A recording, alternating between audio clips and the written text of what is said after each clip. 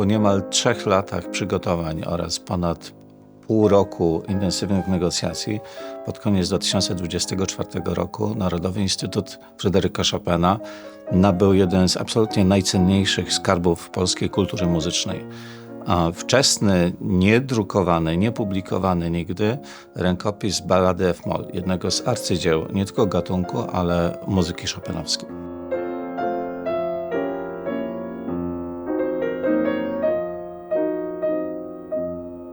Z informacji dostępnych na temat tego rękopisu wiemy, że w latach 30. XX wieku został on zakupiony do prywatnej kolekcji i przynajmniej przez ostatnie kilkadziesiąt lat był przechowywany w Stanach Zjednoczonych i tam de facto po raz pierwszy mieliśmy kontakt z tym rękopisem, ale ponieważ nie był on przechowywany w żadnej bibliotece, czy też w żadnej instytucji, podmiocie profesjonalnie związanym z obrotem tego typu manuskryptami, to doprowadziliśmy do tego, że sam zakup poprzedzony wielorakimi badaniami autentyczności tego rękopisu miał miejsce w Warszawie, tutaj w Muzeum Fryderyka Chopina.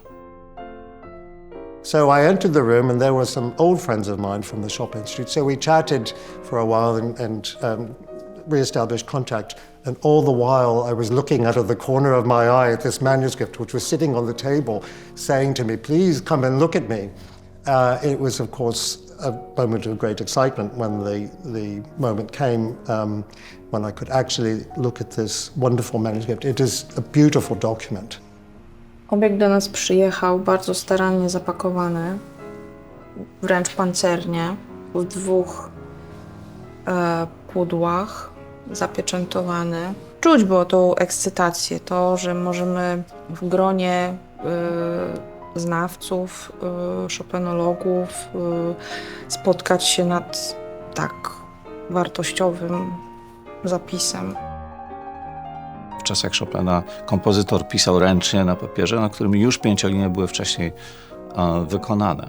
I mierzenie z dużą dokładnością odległości pomiędzy tymi 5-liniami czy ich długości pozwala bardzo precyzyjnie zlokalizować papier, na którym właśnie dany rękopis został wykonany. I z ekspertyzy Jeffrey'a Kalberga z Pennsylvania University wynika, że właśnie ten rękopis pochodzi z czasu, z którego powinien, zatem z roku 1842 czy 3 i ma cechy właściwie identyczne z tymi, które znamy z późniejszego rękopisu, z rękopisu, który dzisiaj jest przechowywany w Oksfordzie, który prawdopodobnie jest kolejną wersją pracy Chopina właśnie nad tym utworem. I'm John Rink. I'm professor of music at the University of Cambridge. I'm also a Chopin enthusiast and something of an expert, having worked on Chopin for 40 years since I started my PhD. Chopin is not only a passion and an interest, but a way of life for me.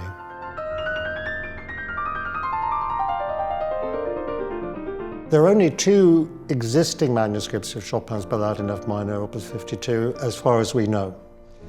One of them has just been acquired by the Chopin Institute in Warsaw, a very exciting purchase, and the other manuscript is the last of the ones to be prepared, held here in Oxford at the Bodleian Library. So only 2, probably there were as many as 4 in existence, and possibly even earlier sketches, but we don't have them either.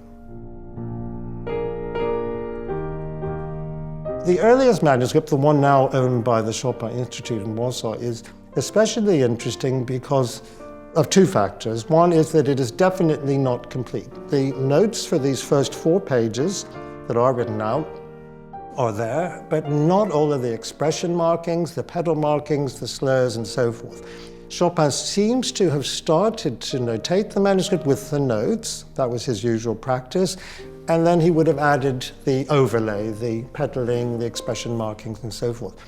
But he stopped doing so after about the first page, obviously having decided at that point not to continue with it. We don't know whether the entire piece was drafted out like that or not. It stops right in the middle of a passage, so it's quite probable that there was another leaf with more music on it. But after writing out the notes, Chopin decided to go no further. And All of that is very interesting in itself, but what is even more fascinating is the fact that the time signature is different.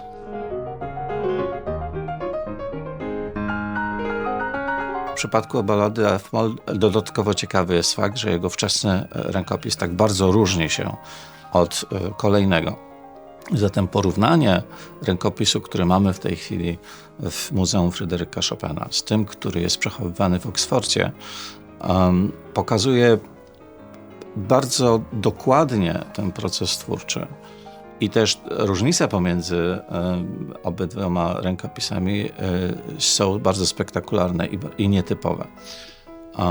Bardzo rzadko zdarza się, że cały de facto rękopis jest zapisany w inny sposób, dlatego że musimy pamiętać, że zmiana metrum powoduje, że każdy dźwięk jest zapisany inaczej. W rękopisie widnieje metrum 6/4 napisane przez Chopina. Sugeruje nam to 6 ćwierćnót w jednym takcie i w mojej interpretacji będzie to brzmiało w ten sposób.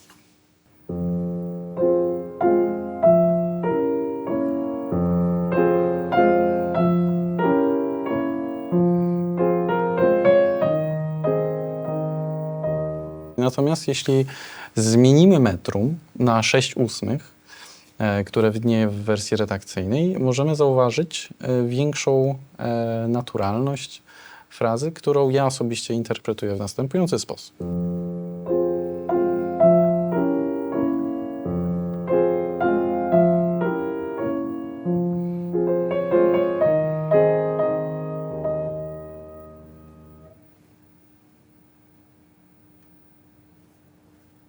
In the case of the Oxford manuscript, the writing is especially clear. We must remember now that he's presumably copying from another manuscript, which is right next to him. So he doesn't have to engage in a lot of guesswork. He doesn't have to invent it from scratch.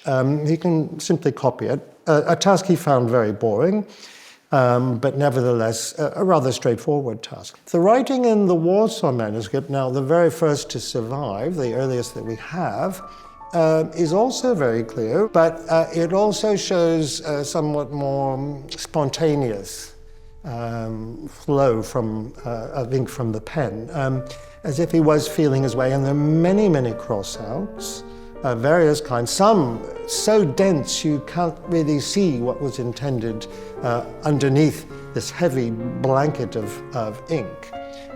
So they look quite different. The Warsaw manuscript definitely looks like a working document, whereas the Oxford manuscript looks much cleaner, tidier, pristine. Also a working document too, because it was used by a publisher, but not so much in the course of composition.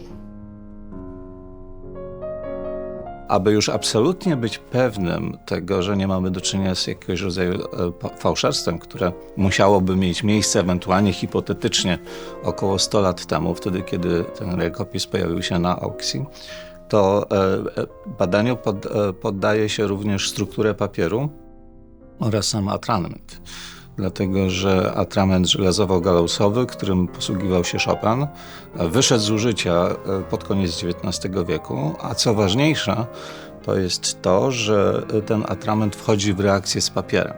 Zatem na podstawie już bardzo szczegółowych, często mikroskopowych badań możemy sprawdzić, na ile ten kontakt atramentu z papierem jest, ile trwał.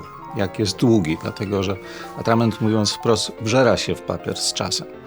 I takie badania też przeprowadziliśmy i wynika z nich, że rękopis jest w świetnym stanie, ale wszystkie cechy posiada właśnie autentyku.